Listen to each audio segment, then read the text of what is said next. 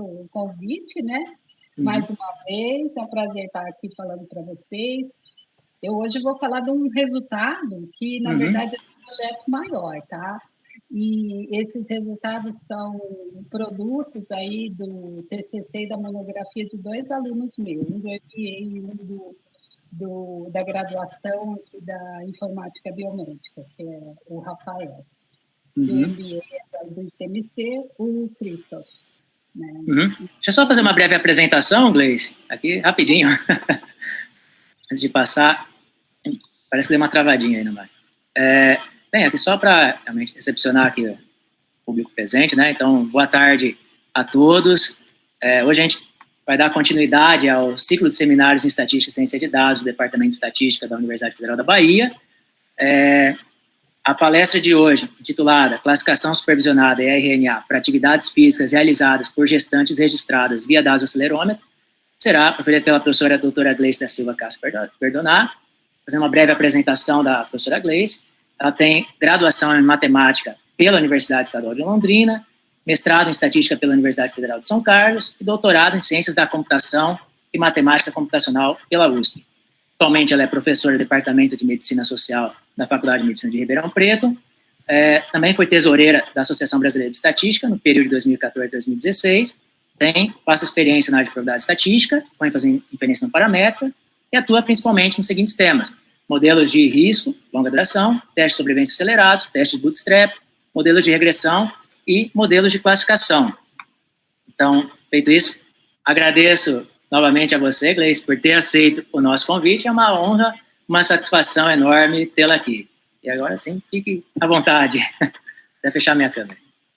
Obrigado, pessoal, os organizadores, aos alunos para estar à disposição hoje à tarde, né? Então, como eu estava falando para vocês, esse são resultados de projeto que a gente tem, que é um pouco maior. Então, esse aqui é um resultado que a gente tem do projeto que a gente denominou EVA, tá? E esse projeto, na verdade, ele sugere combinar vários campos de conhecimento, tá? O objetivo é a gente obter melhores informações sobre a atividade física de gestantes, tá? A gente quer superar alguma afirmação que as pesquisas anteriores sobre esse assunto, atividade física de gestantes, estudam, né, que medir a duração da atividade física diária das gestantes. Isso é um desafio. Bom, medir a atividade física já é difícil, das gestantes um pouquinho mais, tá? Então, nesse trabalho, eu vou apresentar os resultados parciais do projeto EVA, e que o projeto EVA, em si, ele tem o objetivo do desenvolvimento de um assistente virtual em língua portuguesa, com exemplos de funcionalidades de gestão da saúde. Para fazer o quê? Para fazer o monitoramento da medida da atividade física para gestantes atendidas no SUS. Tá? Quem quiser consultar mais detalhes do nosso andamento, eu coloco a página aqui. Em notícias, a gente tem um vídeo de apresentação que a gente fez ano passado, ou ano retrasado, para mostrar como era o projeto e que etapa que a gente estava desse projeto. Então, lá a gente fala um pouquinho com mais detalhes do projeto para vocês. Tá? A ideia nossa foi, na verdade, isso aqui foi feito junto com um aluno, né, que a gente idealizou, o Tiago, né, eu acho que está presente hoje aí nessa apresentação, a gente idealizou o que seria esse assistente virtual, tá? Então, aqui a gente tem a usuária, que seria uma gestante, ela utilizaria um smartwatch, um reloginho, onde a gente capta essas informações de atividade física. Essas informações são levadas para o servidor, que pode ter uma interface e que faz a comunicação, por exemplo, para um médico, né? Essa seria uma das funcionalidades. E a gente poderia ter, por exemplo, todas as informações do cartão de gestante. O cartão de gestante é um cartão que ela recebe, a gestante, quando começa a fazer o pré-natal. E lá estão anotadas todas as informações do pré-natal. Se ela estiver usando um equipamento desse, talvez a gente consiga, foi a ideia nossa no começo, medir, por exemplo, batimentos cardíacos, lembrá-la de tomar medicamento. né? E ter uma comunicação com ela via celular dessas informações, né? Então, a gente teria aqui mais uma funcionalidade que é estar comunicando com a gestante via máquina, né? Sem a necessidade dela estar interagindo sempre com um médico, né? Claro que isso não é descartado, né? A ideia é que isso se comunicasse de uma forma geral, né? Então, essa foi a nossa ideia quando a gente propôs esse projeto que a gente denominou de EVA. Tá? Agora, o objetivo desses resultados parciais, ele estava ligado com descrever e classificar essas atividades físicas realizadas pelas gestantes, usando, então, aquele reloginho, que é denominado de acelerômetro, e também do registro das realizações de atividade física pela gestante. Ou seja, a gente gostaria de fazer o seguinte: dado que eu tenho um registro da atividade física dela pelo acelerômetro, será que eu consigo identificar quais as atividades que ela está fazendo e medir a intensidade dessas atividades, sem eu precisar perguntar para ela? É claro que nesse trabalho a gente fez essa pergunta para ela: o que você está fazendo agora? Né? Para a gente poder ter esse match entre o acelerômetro e a atividade real que ela está fazendo. Também era objetivo, então, depois de recebido todos os dados, a gente realizar uma limpeza e processamento dos dados do acelerômetro e também do aplicativo, né? E treinar modelos de classificação para a gente verificar se a gente consegue fazer essa identificação e como também é o desempenho desses modelos que a gente escolheria, né, para fazer o trabalho de classificação. Então, esses resultados eles foram produtos do TCC do Rafael, que foi intitulado o TCC dele de classificação de atividades físicas realizadas por gestante por meio de acelerômetro, que defendeu em 2021, e a monografia do Christoph Michael Mítica, que foi intitulada Abordagem Alternativa de um Assistente Virtual para Gestante que monitora atividade física usando redes neurais de memória de longo e curto prazo, que ela é TM. Também foi em 2021. Bom, como é que são os dados, né? Essa é uma história que demora um pouco para a gente contar, mas eu vou resumir como são esses dados para vocês, tá? Porque esse é um projeto assim que ele envolveu desde da coleta em campo com a gestante, com a confecção de um questionário, com a confecção de um aplicativo, né? Então, ele é um projeto com um nível de complexidade um pouco maior, assim. Então, não é um projeto que a gente pega um conjunto de dados já pronto e faz uma análise. A gente buscou esse dado aí na prática, tá? E a gente teve, claro, como todos tiveram nesses últimos anos, um complicador que foi a pandemia, né? Os dados, então, uma parte dos dados que a gente captou, eles são gerados por esse sensor, que é chamado WGT3X+, que ele é da marca ActGraph, onde ele fornece para a gente medidas objetivas, né, da atividade humana, e esse específico, né, existem vários tipos de acelerômetros, né, desses monitores, mas a gente escolheu esse porque na literatura ele tinha muitos relatos, ele tinha já muitos dados, né? Então, a gente teria como comparar os nossos resultados com outros resultados de pesquisas anteriores. Então, essa foi a nossa motivação. Tá? Ele é um acelerômetro triaxial, tá? Ele tem uma sensibilidade muito boa, tá? E eu consigo configurar ele de 30 Hz a 100 Hz. E isso me garante que essa bateria dure bastante, até um mês, mais ou menos. Depende dessa configuração que eu faço em termos de Hz. Tá? Ele aqui está sem uma pulseirinha, mas ele tem uma pulseirinha que pode ser adaptada tanto no braço quanto na cintura. Tá? No nosso caso, a gente optou por colocar no braço da gestante, porque por motivos óbvios, né? A gestante está com o nenenzinho na barriga, e se a gente colocasse na cintura, isso aí ficaria difícil tanto para a gestante ficar com ele, quanto para a gente determinar uma medida exata, né, da gente colocar essa cinta, né, na cintura da gestante. Então, a gente optou por colocar no braço e ainda com alguns estudos que garantiam para a gente que esses dados, em termos de coleta da atividade física, eles eram confiáveis. Tá? Então, aqui tem um exemplo de como que ele é reportado depois para a gente. No lado esquerdo, eu tenho os sinais no domínio de tempo aqui, né? Eu tenho o eixo X, Y e Z.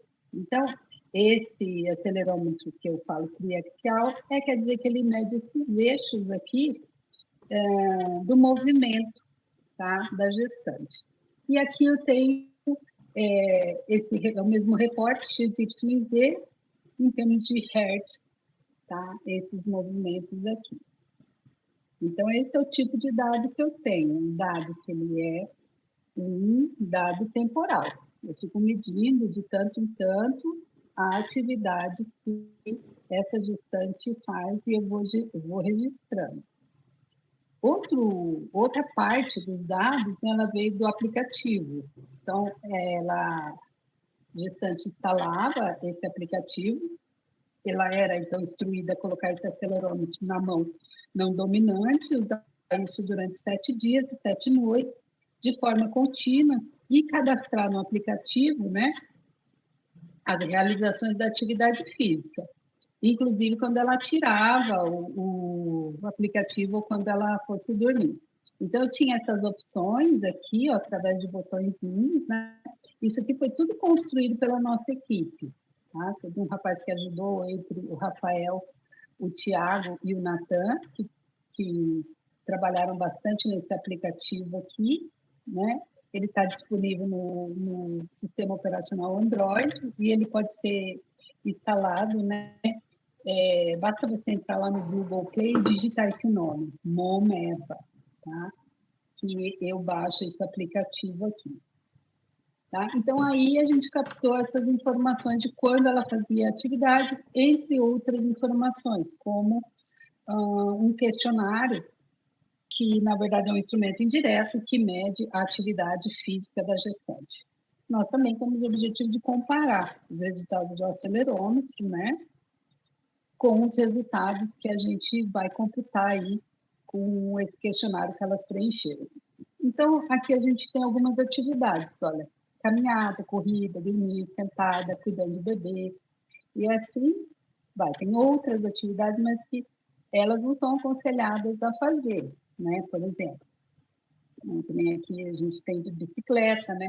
Mas até os médicos orientam a elas evitarem fazer esse tipo de utilização quando elas estão gestantes, né? Como andar de moto, andar de bicicleta, tá? Por motivos óbvios, para ela não cair, né? Não machucar a barriga. Então, onde a gente, então, vai coletar esses dados? Esses dados foram coletados aqui de Ribeirão Preto, tá? A nossa população é estimada em 700, isso aqui em 2019, 703.293 habitantes, né? De acordo com as estimativas do IBGE, e de acordo com o DataSUS, a cidade de Ribeirão Preto tem 12.370 nascidos vivos nessa data, com uma média aí de 1.030 nascidos vivos por mês. Essas informações foram utilizadas também para a gente, né, coletar a nossa amostra. Tá? Aqui a gente tem a nossa rede municipal de saúde, né, ela está estruturada em 5 unidades básicas distritais de saúde, que são chamadas de UBDS, tá? E são 27 unidades básicas de saúde distribuídas nessas distritais. Tá? Os distritos de saúde, então, são regiões com áreas e populações definidas a partir de aspectos geográficos, econômicos, sociais que agrupam várias unidades de saúde. E elas também são, assim, essa geografia é fácil para a gente entender, porque eu tenho a região norte, sul, leste, oeste, né? Então, a gente tem muito bem definido quem são essas distritais. E a escolha das UBSs que a gente elegeu para para a gente fazer as entrevistas com as gestantes, né, fazer a seleção dessas gestantes, elas eram baseadas em elas serem UBSs de diferentes distritos de saúde, né, desses que eu citei para você, e também a gente elegia dentre as UBSs aquela que tinha uma maior demanda de gestantes, tá? Além disso, a gestante ela tinha que ter idade superior a 18 anos e um baixo risco, né, na gestação. Então, para a gente fazer um resumo aqui, né, de uma visão geral do que a gente tem, número 1, aqui o registro da atividade física no aplicativo e também o registro no acelerômetro. Ela usava 7 dias, esse aparelho fazia o registro, depois devolvia o aparelho, a gente descarregava as informações do aparelho no computador e fazia um match com os registros que ela tinha no aplicativo. No caso, a gente construiu o aplicativo, essas informações foram registradas via Google Form, tá? Porque a gente achou mais rápido, né, fazer esse aplicativo. Porque, a princípio, a gente faria entrevista com ela, né? Mas, devido à pandemia, a gente já tinha ideia de fazer o aplicativo, a gente acelerou essa ideia para poder entrar em campo. Então, aqui eu vou ter um pré-processamento de dados, nesse número 1. No número 2, eu vou ter a inserção dos rótulos das atividades nas séries temporais, que eu também mostrei para vocês, se ela está fazendo uma caminhada, se ela está sentada. No 3, a geração e seleção de características, né, que são importantes, e depois o treinamento dos modelos e avaliação das performances desses modelos escolhidos. Então, esse é o panorama do que a gente vai mostrar para vocês. Então, para quem não é da área, né, que é uma coisa que a gente tem bastante aqui, a gente trabalha numa área que ela é híbrida, né? Nós temos aqui alunos que são da medicina, alunos que são da informática biomédica, ou seja, eles têm um curso, no curso deles tem disciplinas de biologia, disciplinas de informática, disciplinas de matemática. Eu mostro aqui o que é uma classificação, tá? Então, como que a gente vai constituir esse nosso objetivo de verificar a atividade física através dos acelerômetros, né? Então, o objetivo da classificação é organizar objetos de determinados conjuntos de amostras. Então, o que a gente chama de ômega, né? E um conjunto de C-classes. E, geralmente, o conjunto C é um conjunto finito de valores categóricos sem ordenações intrínsecas, não binários. Por exemplo, eu tenho uma classificação, tem ou não tem a característica, sim ou não, né? E cada elemento, então, que eu chamei de U, aqui pertencente a ômega, ele é associado, então, a uma classe Y de U que pertence a essa C classe que eu defini aqui, né? Por meio do par, onde eu tenho XU e YU, aqui, onde XU ele pertence a X, que é um vetor contendo as características dos dados, né, a serem classificados. Então, nessa situação, a gente vai ter o que a gente chama desse YU de variáveis dependentes, que seria um outcome, um resultado. Enquanto que, desculpa, eu falei errado, X não, YU, né, são as variáveis dependentes, e XU seria as variáveis independentes, ou as preditoras, então, deste resultado, deste outcome. Então, o conjunto que eu chamei de C, né, que pode conter, por exemplo, 2 ou mais classes, então, quando esse C é definido com 2, a gente tem uma classificação binária, ou quando ele tem mais de uma classificação, né? No caso, a gente pode pensar assim, se ele teve, no caso do nosso exemplo, uma atividade intensa ou não, ou uma atividade sedentária ou não, né? Então, eu tenho essa classe binária e eu posso ter uma classe maior que 2, que é uma classificação chamada multiclasse, por exemplo, onde eu posso definir que essas atividades, como caminhada, sentada, vendo televisão, cuidados de bebê, eu já tenho essa situação multiclasse, tá? Que pode ser exclusivo ou não, dependendo do problema que a gente tem, tá? Então, que opções a gente teve, né? A nossa opção foi trabalhar com machine learning, isso por escolha, a princípio, dos alunos, né? E também porque a gente, no processo todo que a gente idealizou, né? esse é um processo de inteligência artificial, né? Então, dentro do assistente social, ou o assistente virtual, desculpa, a gente já imaginava que a gente ia utilizar esse tipo de modelagem nos dados de atividade física. Então, por conta da utilização nossa, né, no assistente virtual, a gente escolheu essa metodologia, né? Também pensamos no tempo de processamento, né? Quais seriam os modelos que nos levassem a um tempo menor de processamento, a capacidade de entender essas dependências que a gente tem, por exemplo, temporais, né? Dentro do nosso resultado, que são essas séries, né? Também a redução, possibilidade de reutilização de pesos. Outra coisa, a performance do método. Então, considerando isso, a gente escolheu alguns métodos para a gente abordar nessa análise. Tá? Então, os métodos que foram abordados foram basicamente floresta aleatória, né, que veio também do mar de decisão, né? Basicamente, optamos por usar o Light GBM, que chama Light Gradient Boost Machine, e, em relação a redes neuronais recorrentes, trabalhar com a rede de memória de longo e curto prazo, dado essa dependência das séries temporais. Então, foi essa metodologia que a gente idealizou. Tá? Então, no caso aqui, as florestas aleatórias, aí, a gente teve essa opção aí porque eu tenho uma performance melhor, né, do que a, a árvore, simplesmente, né, porque ela vem a partir de uma combinação de produtores possíveis, né, de reduzir, no caso, o sobreajuste, o overfitting. Tá? As duas abordagens mais comuns, né, são a bag e o boosting, né, o bagging bootstrap aggregation.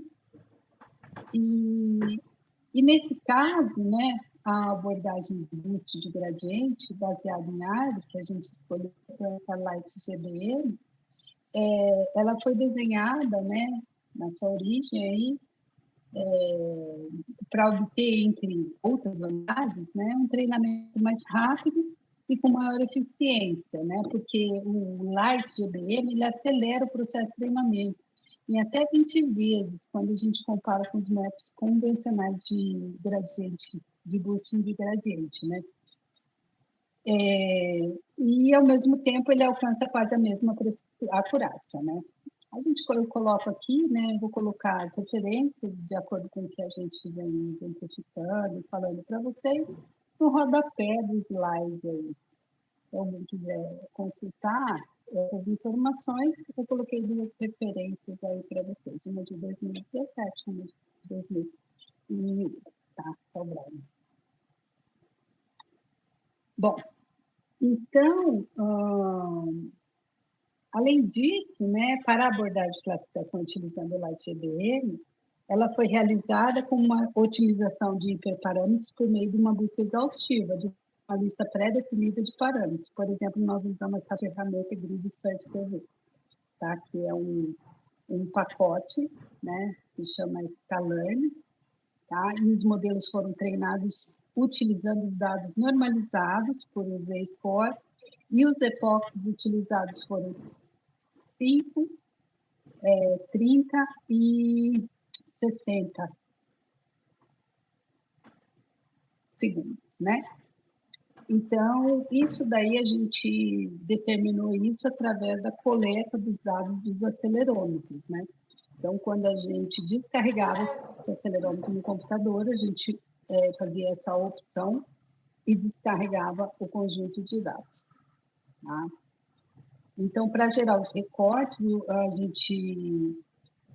que a gente utilizou durante a validação cruzada, a gente usou uma abordagem que chama Time Series Split, né? No caso, nós usamos um número de splits igual a 10. E por não haver embaralhamento nas observações, A gente não pode embaralhar, né? Na verdade, porque elas se tratam de séries temporais, tá? Então, foi isso que foi preconizado para a análise. Já as redes neurais, né, recorrentes, a gente tem que as saídas de neurônios são realimentadas com sinais de entrada para o neurônio da mesma camada ou de camada anterior. Portanto, ele pode ser utilizado em sistemas variantes no tempo, né? E as redes LSTM, elas são uma especialização das redes neurais recorrentes, né? E isso acontece porque a gente tem um tipo de célula que pode ser racionalizada a partir das redes neurais recorrentes. E eu posso introduzir mudanças que tornam essas redes mais robustas e versáteis, tá? Nas LSTM, né, os contextos podem ser mantidos por meio de maior, né, por um período maior de tempo, no caso, comparando com as redes neurais recorrentes, né? Existe proposta já de LSTM, né, com solução de problema de fuga de gradiente, né, e isso aí, ele nos ajuda, né, muito por conta do problema da queda de informação ao longo do gradiente, né, ao longo da rede. Então, no caso dessa LSM, foram introduzidos pontos de corte, como, por exemplo, forget gate, input gate e output gate, que eles permitem, né, um maior controle do fluxo desse gradiente quando comparado com as redes neurais recorrentes. Então, ele possibilita que a célula esqueça seletivamente a sua memória interior. Uma coisa interessante para o nosso caso. Tá? No caso da LSM, a gente usou uma arquitetura com 3 camadas, onde a primeira camada é bidirecional, ela contém os neurônios da LSTM, a segunda camada é do tipo densa, totalmente conectada, e a terceira camada, também densa, tem como dimensão a saída do número de classes. Aí, aqui no classes, eu já vou falar para vocês o que significam essas classes, né? Dormir, o grupo 1 e o grupo 2. Em todos os treinamentos que a gente fez, a gente usou o otimizador ADA. Tá? Então, aqui a gente tem uma ideia dos parâmetros nessa tabela, né, que foram utilizados. Para definir, então, os hiperparâmetros, foi realizada uma otimização no pacote que era Turn, e as combinações de parâmetros, como o número de neurônios, tipo de função de ativação, taxa de dropout, a taxa de aprendizado diferentes, né, foram testados por meio de rodadas de teste. Os modelos foram treinados utilizando dados normalizados também pelo Z-Score, com os EPOC 5, 30 e 60 também. Os dados foram estruturados de acordo com a entrada do LSTM, né, que seria o tamanho do PET, o time step, o número de dimensão do input. E para o EPOC 5 segundos, né, o time step foi de tamanho 200, enquanto para o 30 segundos foi 100, 60 segundos foi 50. E em todos os casos a gente não observou sobreposição. Tá? Então, essas foram as metodologias que a gente foram definidas para o nosso problema. Aqui tem algumas referências sobre esses tópicos, tá? Particularmente o Long Short Term Memory, né, que é o LSTM. Bom, então vamos ver os nossos resultados. Tá? Alguém quer fazer alguma pergunta aqui? Eu não vejo vocês, eu só vejo a tela.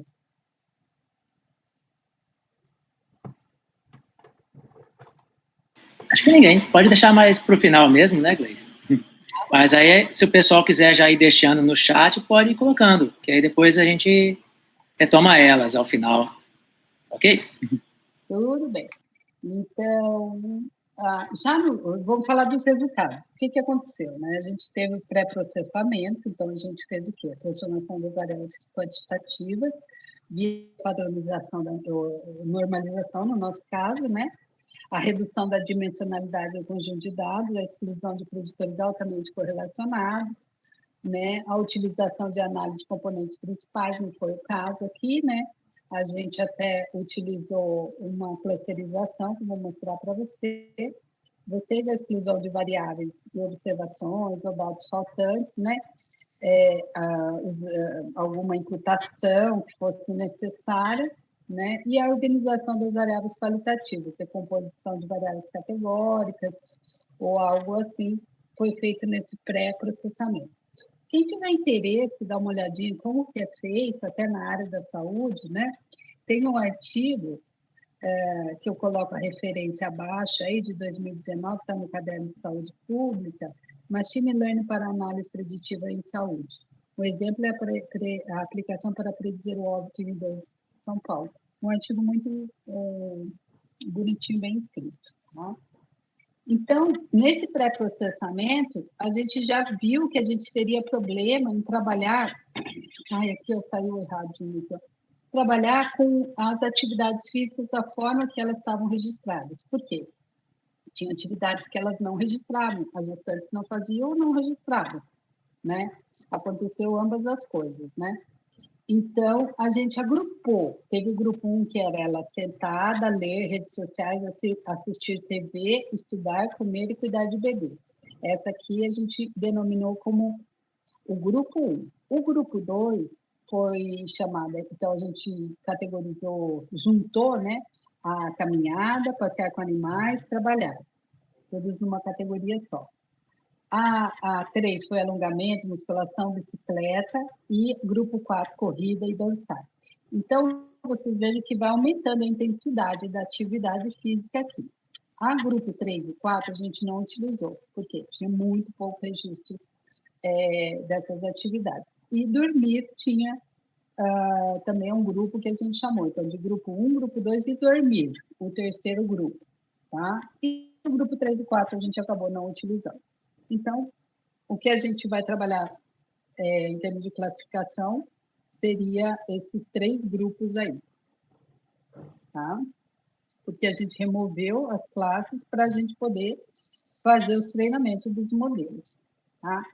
Então, a partir desses agrupamentos, né, das respectivas atividades físicas, a gente gerou os atributos, utilizando a técnica de janelamento, tá? Então, para o EPOC dos 5 segundos, a janela teve um tamanho de 10 linhas, por exemplo, e para o EPOC dos 30 e 60, o tamanho da janela foi de 5, tá? Os dados dos eixos X, Y, Z foram gerados, né, em 130 atributos, né, como média, desvio padrão, curtose, assimetria, valor mínimo, várias medidas, né, atributos, e esse processo foi executado de forma paralela, utilizando uma biblioteca que, no caso, o Rafael utilizou o multiprocessing do Python, tá? E para cada epoque foram selecionadas características utilizando os algoritmos de classificação por meio da análise de importância de características. Por exemplo, a gente cita aqui o SFD Classifier, o XGB Classifier e o AWS Classifier. Os algoritmos foram treinados utilizando 1000 estimadores. Tá? E, por fim, os atributos resultantes das análises de cada epoque foram juntados, totalizando 24 características aí dessas que eu citei para vocês.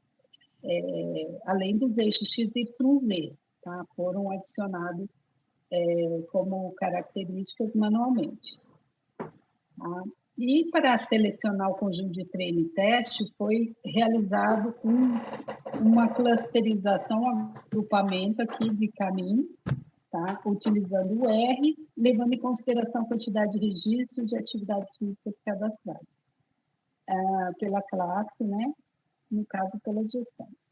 Então, a gente selecionou as gestantes por características semelhantes, no caso, cadastro de atividade física. No caso, foram processadas pelo Minimax Scala, que transforma as frequências em valor 0,1, e a gente teve uma análise utilizando o parâmetro com K igual a 2, né, que foi esses 2 clusters aqui, que vocês podem verificar aqui nesse gráfico. Então, a gente viu 2 grandes grupos, né? Sendo que a gente tem um azul que está mais populoso aqui, né? Então, para formar os grupos de teste de validação, foram escolhidos aleatoriamente gestantes do grupo mais populoso, até que o número total de exemplos cadastrados das gestantes escolhidos fosse equivalente a 15% da base total. Tá? Então, aqui, ó, eu mostro para vocês o que foi feito, quanto que a gente considerou tanto para treinamento quanto para o teste. Tá? Por exemplo, para o grupo 1, grupo 2, grupo 3, o grupo 2000, né? Nessas proporções aqui. Certo? Em torno de 80, 20, 85, 15. Né?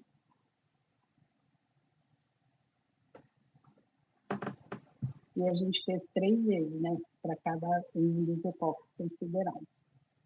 Em que medidas de desempenho, então, a gente vai considerar? A gente pensou em usar a acurácia como a principal para a gente avaliar o desempenho, né, do modelo, mas também considerar algumas outras, como a precisão, né, a revocação e o score F1, que leva em consideração a precisão e a revocação, tipo uma média, né,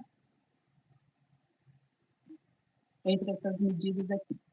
Todas essas medidas levam em conta, então, a matriz de confusão, onde eu tenho uma classe verdadeira e uma classe predita, né? Onde ela classifica como positiva e positiva a predita, então eu tenho um valor que a gente fala um valor positivo, um verdadeiro positivo. E se ela classifica como verdadeira positiva e a predita negativa, eu tenho um valor falso negativo, né? Então, aqui eu tenho um erro, aqui eu tenho um erro e aqui eu tenho um acerto, tanto para positivo quanto negativo.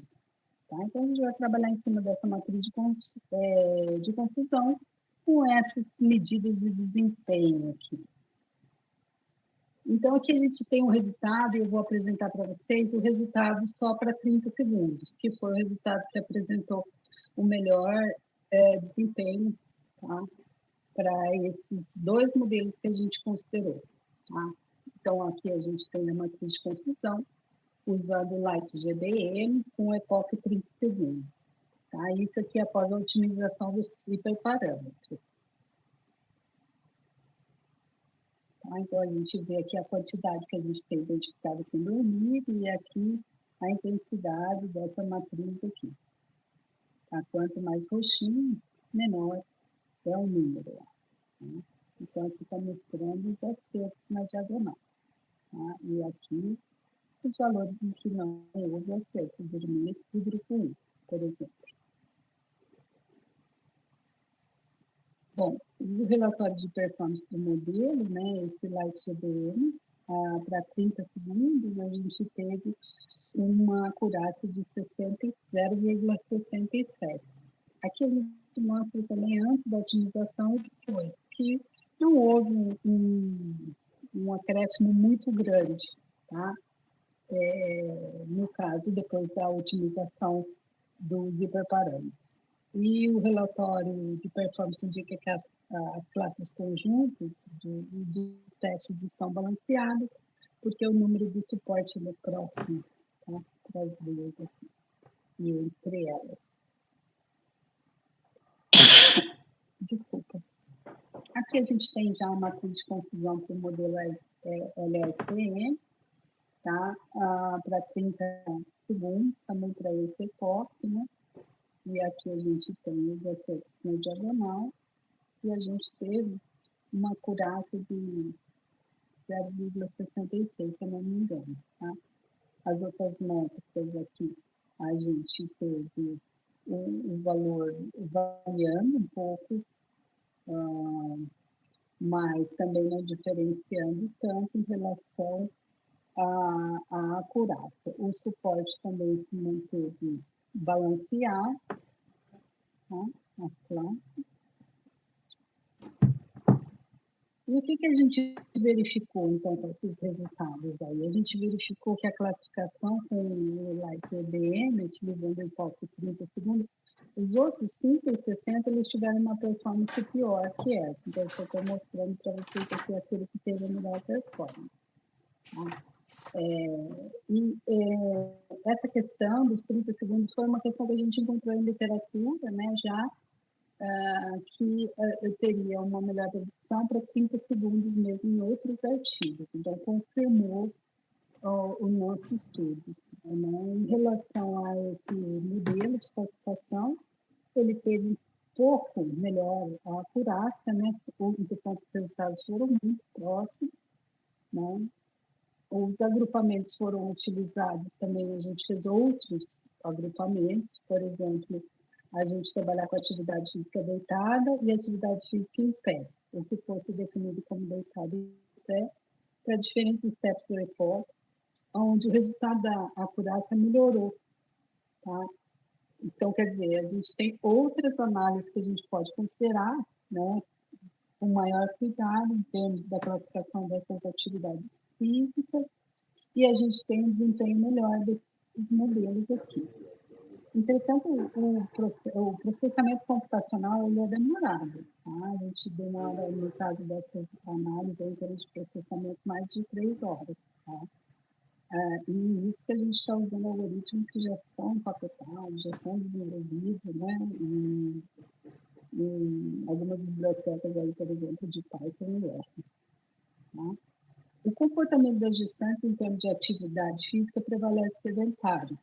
Isso era uma questão que a gente começou esse estudo com essa hipótese, que talvez a gestante não fosse tão sedentária, ou que esse sedentário fosse, ele vem de uma classificação dada por o gasto calórico dessa gestante. Então, a gente queria confirmar isso utilizando o acelerômetro como uma medida mais precisa do que um questionário direto, né?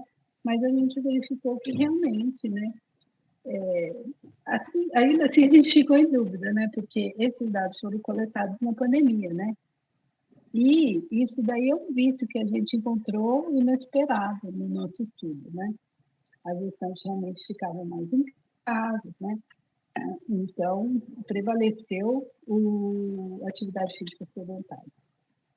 Então, a gente acha que também existe necessidade, para esse estudo, desculpa, acabei esquecendo de falar, a gente teve uma amostra, né, que a gente previu, era 200 gestantes para a gente coletar os dados, né?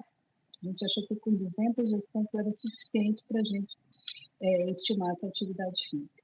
Mas acabou que, dada a dificuldade nossa para coletar, a gente chegou a 150 gestantes, e no final a gente chegou com 106 na base de dados limpa para processamento. Ou seja, metade do que a gente tinha pensado, né? E a gente teve que parar a coleta antes, né, de completar os 200, dado o tempo de coleta que já estava há 4 meses, né, e a dificuldade de terminar a coleta em 2 regiões, basicamente, aqui em Ribeirão, né? Que eram lugares assim mais distantes, lugares que eram mais perigosos, também que as gestantes, a gente teve um problema que não devolveram os acelerômetros, né? A gente teve perdas aí de outras ordens, então a gente parou e resolveu trabalhar com essa base de dados de 150. Isso, claro, a gente não faz essas coisas assim, vamos fazer assim, pronto, assim. A gente consultou na época, né, esse projeto também faz parte de um trabalho de doutorado de uma aluna minha, a gente consultou a banca que foi da qualificação, que são especialistas, tanto de ginecologia como da nossa área, e a gente teria muito prejuízo nisso, e eles acharam que não, porque é um dado realmente difícil de coletar. Né? Então, existe necessidade para esse tipo de análise de uma base maior. Entretanto, a gente não acredita que essa seja a razão pela qual os modelos treinados tiveram uma performance abaixo do que a gente desejava, né? A gente acha que a gente pode melhorar em algumas coisas. Então, como trabalho futuro, aqui eu faço um convite, se tiver o pessoal quiser trabalhar em colaboração com a gente, ou quiser fazer mestrado aqui, né, ou colaborar de alguma forma no projeto, a gente tem algumas necessidades aqui, que são trabalhos futuros, né, que não dá tempo de fazer tudo só num projeto. Seria testar critérios de agrupamentos das atividades físicas, testar os métodos de divisão de dados com um conjunto de testes, treinamento e validação. Também a gente estudar a atividade física nos diferentes trimestres de gestação, diferentes características da gestante, né? Como mais novas, mais velhas, ou então mais... não são velhas, né? Porque a idade que a gente considerou foi de 18 a 49 anos, né? Para uma gestante, né? Mas diferentes faixas etárias aí, né? E a realização da análise utilizando dados crus, que esses dados crus aí seria, então, a gente não contar, né? Porque uma medida que a gente utiliza, que foi uma medida que a gente discutiu bastante, foi como que a gente classifica se ela fez ou não atividade? Como que a gente mede, então, esse eixo X, Y, Z? Na verdade, a gente usa uma determinante aí dele, né? Que é uma resultante, desculpa, que é a soma do X, Y e Z ao quadrado, né? Tira a raiz dessa quantidade e usa uma medida que é chamada de counts na área de atividade física, que é muito conhecida. E através desses counts eu consigo classificar o que é pouco, muito ou médio de atividade física, que a gente chama de sedentário, intensa, moderada e leve, na verdade, tá? Outros equipamentos também importantes para a gente é os domínios, né? Qual tipo de atividade que ela faz, e se eu consigo classificar esse tipo de atividade, ou seja, atividades que são do domínio doméstico, do domínio da ocupação e do domínio do lazer. Né? Isso também é importante para a gente compreender como que funciona a atividade física da gestante. Veja que a gente trabalhou com gestantes que foram atendidas no SUS, né? Que tem uma classe econômica mais baixa, né? E aí fica uma pergunta também para a gente, dentre as características, será que o comportamento da gestante, que é dessa classe, que não é atendido no SUS, que é atendido em consultórios particulares, é diferente? Por hipótese, nós temos que ele é diferente, que ele é maior, pela própria acessibilidade da mulher né, financeira mesmo, a outras atividades. Isso foi uma coisa bem interessante nas entrevistas, né? As gestantes sempre conversam, contam coisas, né, para a gente, e dentre esses relatos, né, elas mesmas falando da importância de fazer atividade física, né, ou de não saber que podiam fazer atividades físicas durante a gestação. Então, a gente tem várias coisas importantes aí para a gente falar sobre as gestantes e a atividade física, tá? Em termos de características aí, para a gente incluir nessas análises. E também a gente chegou à conclusão que a gente precisa de um equipamento de coleta de dados. Por quê? Esse aparelho, ele é caro, ele tem que ser devolvido para a gente comprou, né? Na época, acho que, eu não sei, depois o Thiago confirma para mim, mas acho que nós pagamos uns R$2.000 em cada aparelho. Essa é uma dificuldade. Por que a gente não coleta 1.000 gestantes, né? A gente não tem esses 1.000 aparelhos aí, né? Disponíveis. A gente comprou 20, nós trabalhamos com 30, 35, vimos emprestados os acelerômetros pessoal da educação física, que nós temos um colaborador no nosso projeto, um professor, que cedeu para a gente esses aparelhos. E aí eles precisam ser devolvidos para a gente descarregar e registrar as informações, né? A gente gostaria de ter um aparelho que fosse de baixo custo e que a gente pudesse processar os dados, né, em tempo real no nosso assistente virtual. Então, esse aí, vamos dizer assim, é o nosso trabalho futuro mais assim, a menininha dos olhos agora para novos projetos. Tá? Então, eu queria fazer uns agradecimentos aqui, se vocês me permitirem, porque essa pesquisa foi parcialmente financiada, né, pela Fundação de Apoio à Pesquisa aqui da nossa faculdade, que é a FAEPA, pela CAPES, com bolsas, no caso, o aluno doutorado tem bolsa da CAPES, o CEPID, que deu apoio várias disseminações desse trabalho, também divulgando o nosso trabalho, né?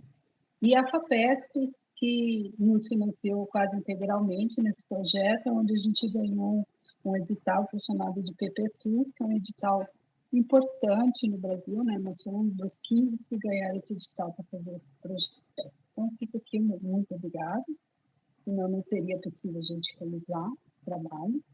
E também gostaria de agradecer muito ao professor Paulo por me dar essa oportunidade de contar essa história para vocês, me convidando para essa palestra, né? E também desculpa, eu acabei esquecendo o nome da professora, que também é... Elisandra. Elisângela? Elisandra. Lisandra. Então, muito obrigada, Elisandra, tá? Pelo convite. E eu queria aproveitar, o pessoal que está presente, de convidar todos para juntar a nós, né, no evento da BE, que é o SINAP, que vai acontecer dia 31 a 5 de agosto de 2022, tá? Aqui está o site do evento, né? E a gente pode trocar uma ideia lá, quem sabe não fazemos algum trabalho conjunto. Então, muito obrigada a vocês. Excelente, Gleice. Muito interessante e relevante o trabalho de vocês. Parabéns. Agora a gente vai passar aqui as perguntas, as dúvidas do pessoal. Já tem algumas perguntas que deixaram aqui no chat. Não sei se você já está vendo, Gleice. Eu vou ler aqui. Tem as perguntas do Pedro Silva. Ele já tinha deixado essas perguntas aqui há uns 20 minutos. A primeira delas é como foi resolvido o problema dos dados faltantes, referente à coleta de dados, e a segunda é se foi usado o autoencoder para solucionar o problema referente aos dados que faltaram na pesquisa.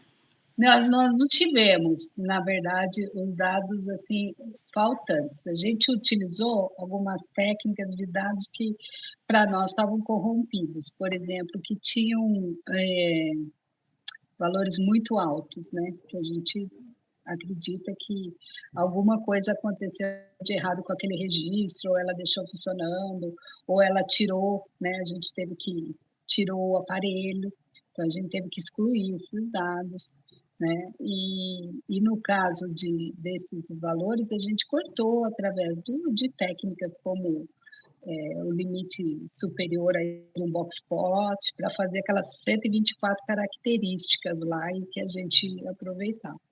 Então, a gente fez uma limpeza, né, nesses dados para poder utilizar.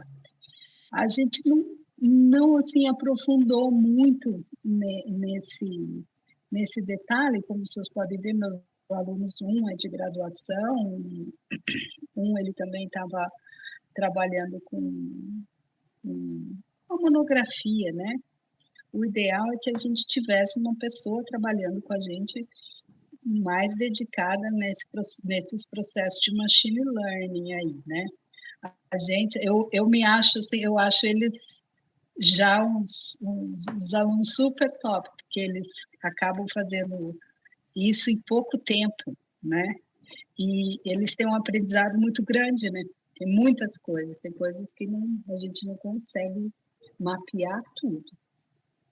Tá? Então, a gente acabou não fazendo essa imputação de dados faltantes, tá? Nesse caso. Certo.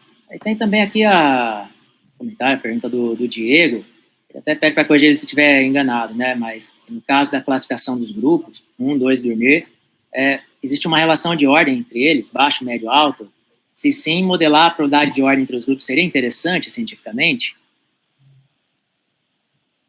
Na verdade, eles têm até um pouco, né? Porque elas são atividades, por exemplo, dormir é uma atividade super sedentária, né?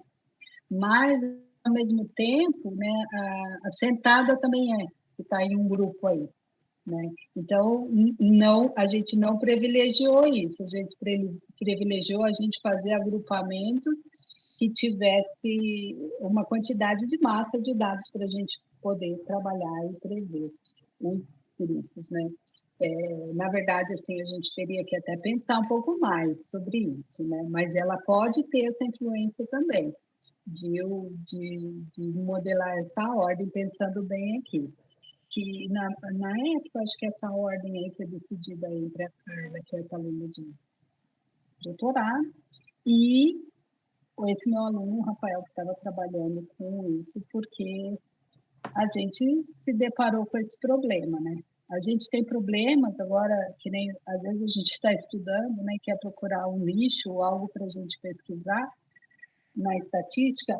Aqui é o que eu mais tenho, porque a gente pega os dados e quando vem os dados a gente se depara com a realidade disso, né? O dado não é ordenado, o dado vem com um monte de problema e no caso, esse é um dado que a gente não consegue, a não ser que a gente falasse, ó, você vai fazer tal exercício e eu vou medir. Isso é muito, a atividade física, os projetos clínicos são feitos para adolescentes e adultos, eles são feitos dessa forma, você consegue pôr o indivíduo, né, o paciente, para fazer atividade, usando acelerômetro, você sabe a atividade que ele está fazendo e você mede. No caso nosso, não é um estudo clínico, ele é mais observacional. Né? Você vai usar o aparelho e o que você fizer eu vou registrar.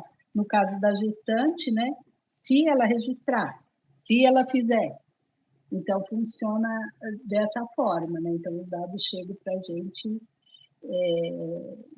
dessa forma observacional. A mesma coisa também acontece com o idoso, viu? O idoso tem um perfil mais sedentário e a gente tem complicações na hora da gente fazer essa análise ou essa medida, de captar essa medida, né? De coletar esse dado, né? Legal. Mais alguém tem perguntas, dúvidas, curiosidades, comentários para fazer? Podem escrever, ou fiquem à vontade também para abrir o microfone, falar. Enquanto isso, Gleice, esses resultados já estão publicados? Então, estamos terminando 2 artigos, né? Uhum. A gente tem muito resultado em termos dos questionários, então essa é uma questão que a gente está nessa validação do questionário com acelerômetro, e também, no segundo artigo, do acelerômetro com essas classificações aí utilizadas no aplicativo. Então, nós estamos trabalhando nesses 2 principais resultados. Uhum. As orientações já foram concluídas? Que são recentes, né? 2021, né? Foram concluídas ou iniciadas em 2021? Não, isso já foi concluído. Já concluídas, né? Uhum. O doutorado que está ainda condensando essas informações aí, né? Então, a Carla vai ficar mais um ano ainda para a gente terminar essas análises. Assim. Uhum. Mas, assim, eu acho que esses dados ainda vão trazer mais informações para a gente, né? E, como eu falei para vocês, a gente pretende criar um aparelho, né? Que a gente consiga captar essas medidas, assim, diretamente, né? O que me preocupa são esses processamentos. Eu vejo que demora muito, né? Mas também eu vejo que a gente pode trabalhar com as máquinas que a gente tem hoje, né? A USP mesmo tem um cluster muito bom que a gente pode tentar pôr para funcionar em tempo real, né? Essas análises. Mas eu penso que isso aí provavelmente vai ser um ponto para a gente ter essas análises. Sim, realmente, né? O processamento de quantidades massivas de dados, né? Sempre toma muito tempo, né? Então, eu imaginava que seria mais rápido, sabe? Talvez alguma coisa a gente precise corrigir aí no nosso futuro, no andar, aí para melhorar essas saídas, né? Porque eu vejo que demanda computacionalmente tempo, né? Tempo. O que é tempo? 3 horas não é nada, né? Foi de tempo que demorava dias, né? Sei. Mas é um trabalho interessante, assim, exaustivo, sabe? Todas as vezes eu falo, gente, como que eu fiz isso, né? Mas eu queria agradecer muito a minha equipe, né? Os meus alunos que fizeram, assim, trabalham muito mesmo, né, para produzir isso, que não é uma coisa trivial, né? Então, e a gente faz, assim, no final, com poucos recursos, né? Eles têm o recurso da bolsa deles e tal, mas, assim, é um trabalho que se for ver bem, se uma empresa for fazer um trabalho grande, né? Uhum. Legal. Se alguém tiver mais alguma uma pergunta por fazer, pode se manifestar. Acho que seria importante você deixar também seu contato, Gleice, que acho que não foi informado, né, na apresentação. Vou deixar aqui, caso só tenha curiosidades, querer entrar em contato com você, saber mais sobre o projeto, as oportunidades, né? Olha, que é Eu meu. resgatei aqui seu e-mail, aquele pgleice@fmrp, aquele mesmo? É isso mesmo. Então, eu vou compartilhar aqui no chat. Aí, compartilhei agora. Uhum. É esse daqui, né? E também o nosso, eu vou colocar aqui, ó, o nosso site, o projeto, a gente quer manter ele porque a gente acredita que a gente vai ter mais produções aqui. Ah, o Thiago já botou, obrigado, Thiago, aí, ó. Acabou de botar aí o site, o eva.fp, né, para a gente ir colocando ainda os artigos, as publicações e o produto final do nosso assistente virtual. Uhum. Ah, bem bacana. Estava dando uma conferida aqui no site, está bem, bem legal mesmo. Ok. Quero parabenizar a Gleice por esse trabalho realmente muito interessante, muito bonito. Parabéns ao Thiago. Vocês estão de parabéns. Obrigada, gente. Obrigada, é um prazer para a gente contar a nossa história, né? A gente fica muito entusiasmado com a gente poder colaborar com a gestante, sabe? Isso aí para a gente é muito legal mesmo, né? Os meninos, assim, engraçado, tem só a Carla que está fazendo doutorado, o resto tudo é menino, viu? Então, eles vão ter um novo olhar aí para as gestantes, porque eles trabalharam muito para elas, sabe? Com o conhecimento deles, né? Alguns mais na área exatas, alguns mais na área de interface computacional aí, mas a gente aprendeu muito nesses anos aí. Tudo foi, assim, construído mesmo, né? Até essa questão da gente fazer o aplicativo, registrar o aplicativo no Google, né? Que a gente não tinha todo esse background aí, né? Eles fizeram, aprenderam. E tem mais ainda, né? Desse projeto ainda tem o chatbot, que os alunos trabalharam com isso aí, acabaram fazendo outras coisas, né? Dando mais os objetivos do projeto, mas a gente acabou fazendo na pandemia, um chatbot que vinha, a gente está dentro do aplicativo, mas eu acho que ele está desligado atualmente, onde a gestante podia perguntar coisas. E uma das questões que surgiu até no nosso departamento, e foi feita por uma professora daqui, que é nutricionista, um manual de como trabalhar com a higienização dos alimentos para quem estava grávida. E a gente incorporou o manual dentro do chatbot. Então, você podia perguntar e as respostas já estavam ali, entre outras coisas, né?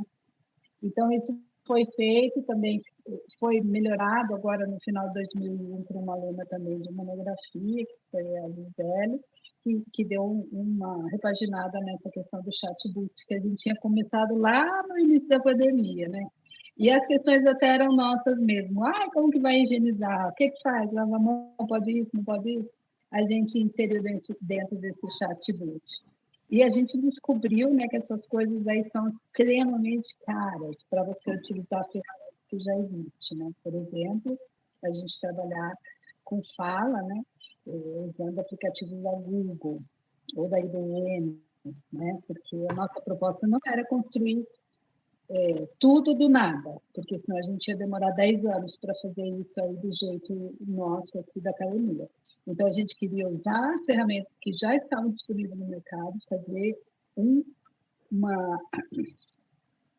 junção disso para a gente ter essa ferramenta que seria assistente virtual rodando, né, funcionando. Então, a gente, assim, fica horas conversando, contando esses anos de milhões de coisas que a gente passou de experiência. Nossa, Mas incrível, excelente trabalho. Parabéns para todos os envolvidos. Carla também é sua aluna, né? a Carla, não sei se ela está aí, não vejo Ah, aqui. Carla, acho que sim. Sim, aí a Carla também. Fica o convite para que você volte para falar mais com a gente sobre a continuidade desse projeto, ou mesmo de outros projetos, né, que vem desenvolvendo, né, quem sabe já presencialmente aqui, né, então seria ótimo. Vou gostar de ir para a Bahia, que eu adoro. Comer uma acarajé aí. Sim. Legal, Gleice. Está dando nosso tempo aqui. Então, mais uma vez, Gleice, a gente só tem muito a te agradecer. Muito obrigado. A gente agradece também o público aqui presente. E é isso. Então, uma boa tarde a todos. Muito obrigado mesmo. Obrigado, pessoal. Até mais, tá? Espero vocês aqui também, viu, Paulo? Ah, pode deixar. Tá?